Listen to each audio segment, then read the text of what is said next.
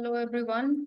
So I'm Dr. Sonika Suman, and I'm the assistant professor in the Department of Law. And I'll be taking your subject business ethics in semester 6, which has a course code BBALLB 602. And the topic that I'll be teaching today for the subject business ethics is corporate governance.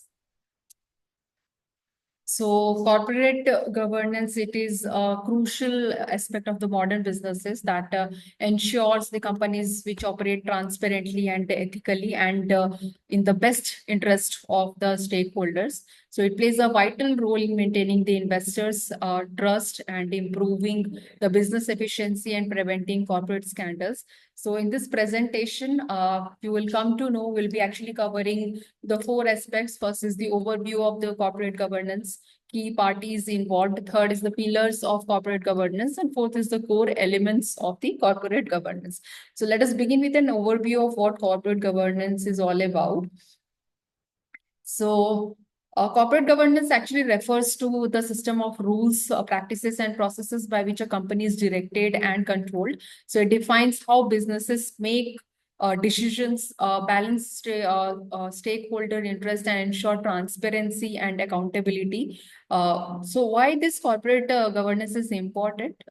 Because it ensures ethical business practices, okay, and it prevents the fraudsters and the fraudulent behavior. It protects the businesses of the interest of shareholders, employees, customers, and the society. And it also helps the companies to comply with the laws and regulations. So it encourages long-term sustainability rather than the short-term profits. Okay. So poor corporate governance, it can lead to scandals and financial losses, and even the company can go to the failure. And we would know about the cases like Enron and Lehman Brothers, right? So what happens that the key parties which are involved in the corporate governance are the board of directors and the stakeholders actually who actually different roles have the played in decision making and accountability. So first is the board of directors, and this is the highest decision making body in a company and who are responsible for taking the strategic directions and policy making and management oversight. So it ensures that executives acts in the best interest of the shareholders. Okay. The second one is the shareholders. So shareholders are the investors and the owners, which provide the financial investment and expect returns.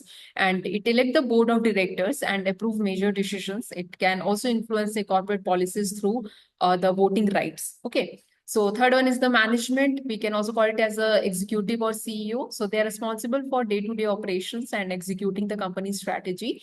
And they're also accountable to the board of directors. Okay. Fourth one is the regulators and the government who set the legal and financial regulations. For example, SEBI in India and SEC in the US. Okay, it ensures that the companies follow ethical and financial guidelines. Okay.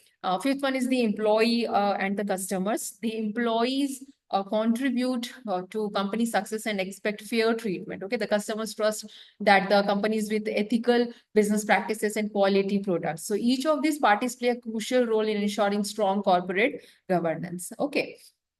So these are the parties which are involved, the shareholders, the managers, directors, everything we have discussed. Next are the four pillars of corporate governance. Okay, so the corporate governance is built on four fundamental pillars. The first is the transparency. Okay, so the transparency talks about that the company should disclose financial statements, policies, and risks opening. And it should be clear, honest communication, which builds trust with the investors and the public. Okay. Second is the accountability. Accountability is the board the board and the management must be responsible for their decisions and actions. So the strong internal controls and audits help to prevent fraud and the mismanagement. Okay. Third is the fairness. So fairness talks about that companies must treat all the stakeholders fairly and equitably. The shareholders, the employees, and the customers should receive equal consideration in decision making. Okay. Fourth is the responsibility. So businesses should be considered their impact on the society and the environment as well. We all know that, right? So CSR is their corporate social responsibility, which ensures that the businesses give back to the community. And these pillars us actually create a foundation for ethical and efficient business operations. Okay. So the fourth point, the fourth part that we'll be talking about is the core elements of the corporate governance. Okay, so there are several key elements that define good corporate governance. The first one is the ethical leadership. So the strong leadership actually, what do you say, form a board of directors and executives that sets the tone of integrity. Okay, thus the companies must follow a code of ethics to guide the decision-making process. Okay. Second is the risk management part. So the risk management identifies and mitigate financial, operational, and reputational risks, in which is very much essential. And thus regular audits and compliance programs help to minimize these risks. The third one is the internal control. So the mechanism like audits, checks, and balances, it ensures financial accuracy. It prevents frauds and unethical behavior.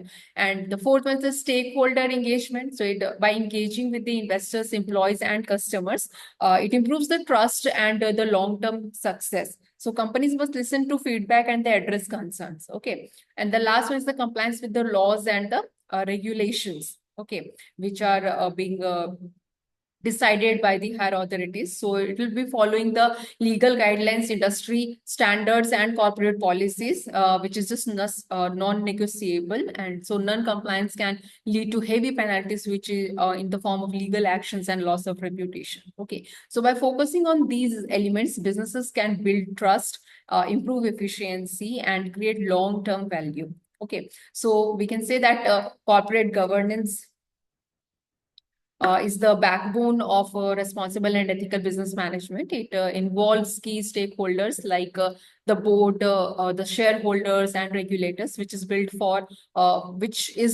on actually four pillars, that is transparency, accountability, fairness, and responsibility, and includes critical elements like risk management, ethical leadership, and compliance. Okay, so a company with good corporate governance is more likely to gain investor trust and sustain long-term growth, okay, and avoid financial crisis. So let's encourage businesses to follow ethical corporate governance practices for a better economy and the society. Okay, thank you so much.